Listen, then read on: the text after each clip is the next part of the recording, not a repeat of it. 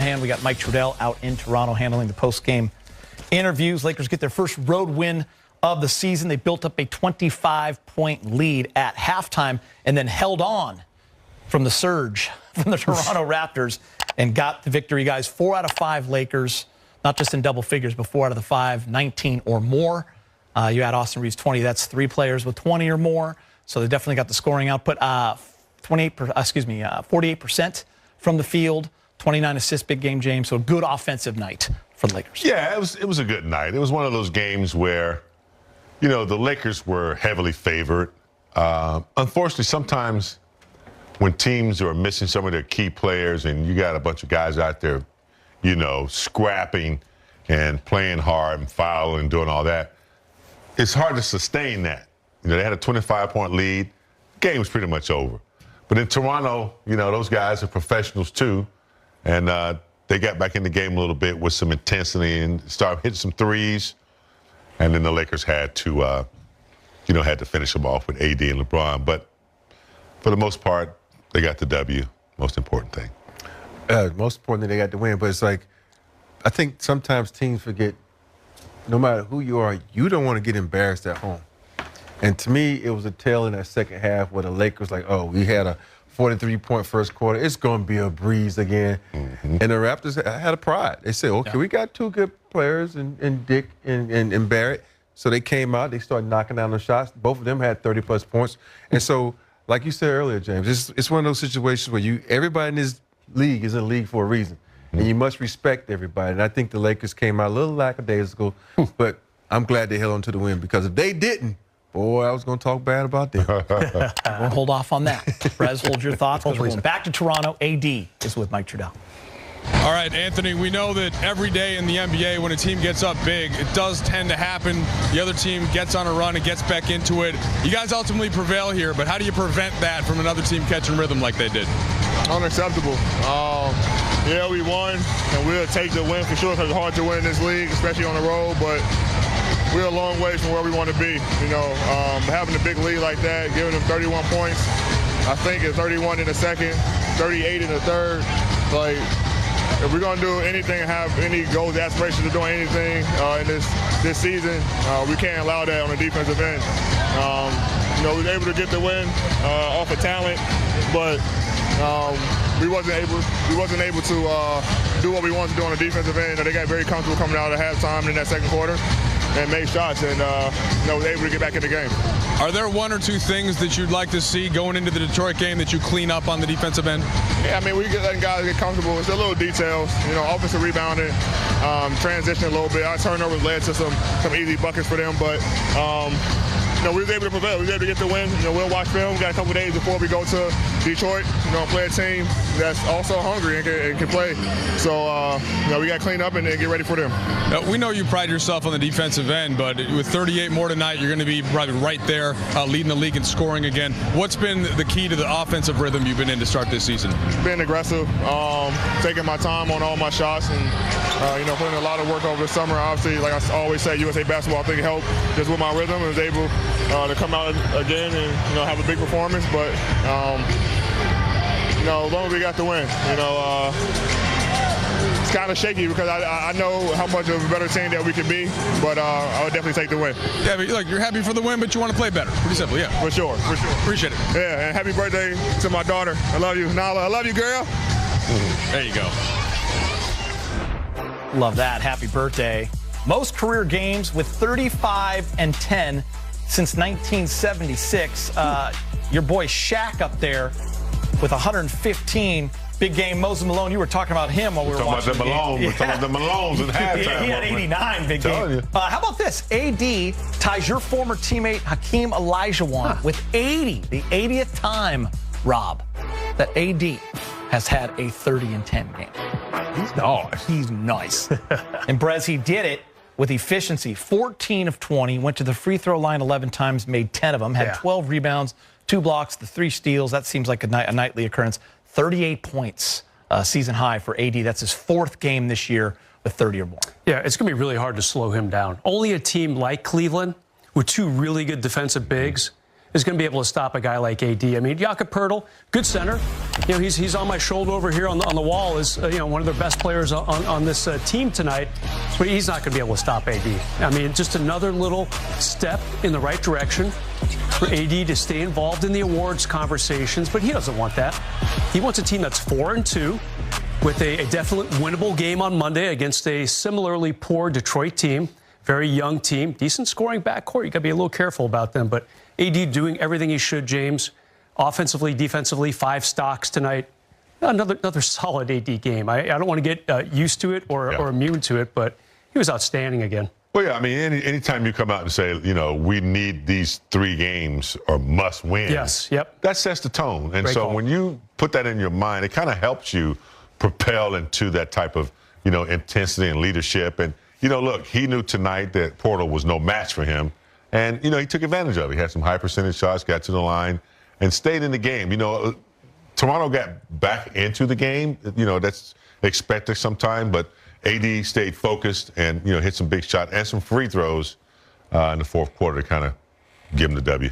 Rob, when you look at AD and how he scores, we're used to seeing a big first quarter because he's getting the bulk of the minutes. Third quarter as well. Fourth quarter is always coming in halfway through that fourth and has to kind of tend to get used to it. Same with the second quarter, but that hasn't been the case this year. I'm looking right here. He scores 10 in the second quarter. He scores 12 in the third quarter, and then he backs it up in the fourth again with another 8 and get to the free throw line. I think when you point out something so much, I'm talking about last season, how he wasn't touching the ball in the fourth quarter, and this is the guy that does everything good. So I think they're putting the emphasis on, like, we need to get him touches, because AD can make the game so much easier for everybody around because they're going to double team. They don't tell team AD is going to get buckets. And for me, when he's getting buckets, it's going to allow, like, D'Lo to get hot tonight. It's going to allow Rui to get when he's shooting back, give you the process to knock down some open J's. So the importance of a big man for teams to be successful is so important because it gives you a chance to make that team double team and make easy pot shots. And just like the blame is collective, Brez, then the praise has to be as well. You have to give AD credit for being that guy and staying hungry and being aggressive, but you also have to give JJ and the staff and the guys on the court with him that when he is in the game, he is the focal point. Yeah, over the last few years, whenever AD didn't shoot a lot in the fourth quarter and didn't score a lot, it really was a triangle. AD gets some of the blame, the coaching staff gets some of the blame, and his teammates get some of that blame too. But right now, I mean, there's no blame. I mean, he's getting touches in the fourth. He's getting his shots, his looks. As you said, Geet, he often checks in about that halfway point of the fourth quarter, and he's rolling. Like, he is ready to go. He's attacking the basket. Very impressed by what he's doing. Also, a little shout-out to D'Lo. We talked about him on the pregame show. He's not having a good year shooting. He was 25% from deep coming into today's game. Made 2 in the fourth quarter. Also, a little teardrop shot in that fourth quarter.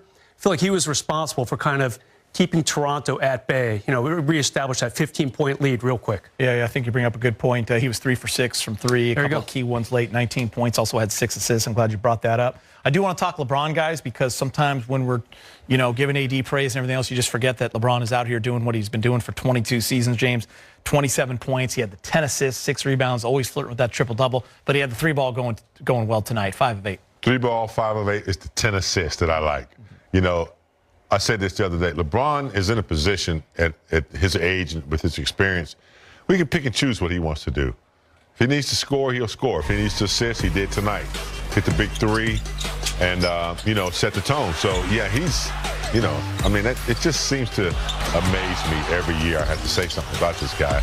I don't know what else to say. He's just amazing, consistent, a leader, and he's allowing AD to be the guy. But when you need that, big 3-ball or a nice assist, he's available. For me, I look at his stat line. I always go straight to turnovers. I like to see if a guy had turnovers, and that's one of the things that played the Lakers. He had 0 turnovers tonight. And that's very impressive when a guy's trying to make other people around him better because that means he's using the rock, he's facilitating. So 0 assists, that sticks out more than anything, than even in the rebounds. And that is impressive because for a guy that handles the rock and also the degree of difficulty sometimes with those passes. Yeah, he usually has. Sometimes he usually has 3 to 6 turnovers a game, too. Yeah. Usually, so, yeah. Yeah, that's impressive. You want to jump in on LeBron? Yeah, I mean, it's funny. 2 games ago now, he was 3 for 14 in Phoenix, or maybe it was a home game here before they went on. Welcome back to HoopZone Sport News. Today, We're diving deep into the recent game where the Knicks showcased an impressive performance against the Detroit Pistons, culminating in a dominant 128-98 victory.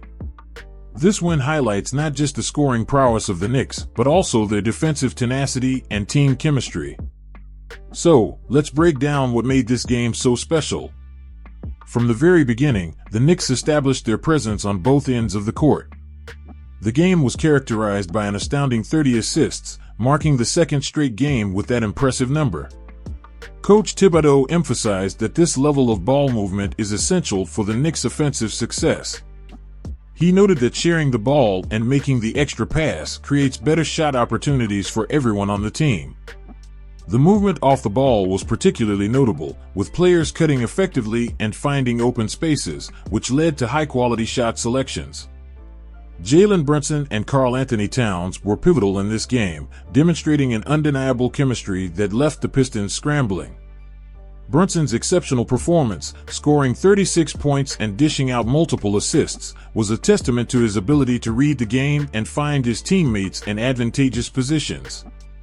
He was particularly adept at making plays in the paint and hitting corner threes, showcasing the fluidity of the Knicks' offense. Towns, too, had a standout game, contributing significantly not just in scoring but also in playmaking. His willingness to share the ball, combined with his ability to stretch the floor with his three-point shooting, hitting an impressive 65%, opened up space for his teammates.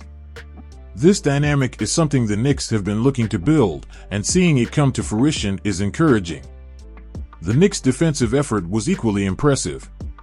With 16 steals and forcing 22 turnovers, they maintained pressure on the Pistons throughout the game. This defensive intensity is crucial, especially against a young and dynamic team like Detroit, which has shown it can struggle with ball security. Coach Thibodeau's emphasis on defensive pressure paid off, as the Knicks converted turnovers into easy scoring opportunities. It's clear that the coaching staff has instilled a mindset focused on both offensive execution and defensive disruption. One player who stood out defensively was OG Anunoby, whose energy and disruptive play created problems for the Pistons all night. His ability to pressure the ball and force turnovers not only highlighted his individual talent, but also showcased the collective defensive strategy of the team. Every starter contributed defensively, with multiple steals being recorded across the board. This collective effort is what Thibodeau has been preaching, and it's beginning to pay dividends on the court. As we look at the bigger picture, the Knicks are beginning to solidify their identity as a cohesive unit. The chemistry is growing, and players are starting to understand their roles better, which is crucial as the season progresses. The seamless ball movement and the unselfish play indicate that this team is committed to working together to achieve success. They are not just relying on one or two stars, but are utilizing the full roster to maximize their scoring potential. However, it's important to note that while the Knicks are making strides, there is still work to be done. Coach Thibodeau has acknowledged the need for continued improvement, particularly in maintaining defensive intensity for a full 48 minutes and cleaning up some areas in their game. The focus must remain on consistency, especially as they face tougher opponents down the line. This brings us to a pivotal question. With the current roster, can the Knicks take the next step in the Eastern Conference? There have been rumors surrounding Anthony Edwards and his potential interest in joining the Knicks. While he has publicly stated he isn't looking to move to New York, it raises an intriguing discussion about whether the Knicks need another superstar to elevate them further. The combination of Brunson and Towns, if developed fully, might just be enough to propel the Knicks into serious contention. The way they complement each other's game and share the ball suggests a promising future. But does that mean the Knicks should rest on their laurels? Or should they actively pursue another star to further strengthen their roster? As we analyze the Knicks' performance and future prospects, I encourage you to share your thoughts. Do you believe the Knicks are on the right path, or do they need to make a move for another star? Your opinions matter, so drop your comments below. Don't forget to like this video and subscribe to HoopZone Sport News for more in-depth analysis and coverage of the Knicks and the NBA. We're just getting started, and we want you to be part of the journey. Until next time, let's keep rooting for the Knicks and see how this season unfolds.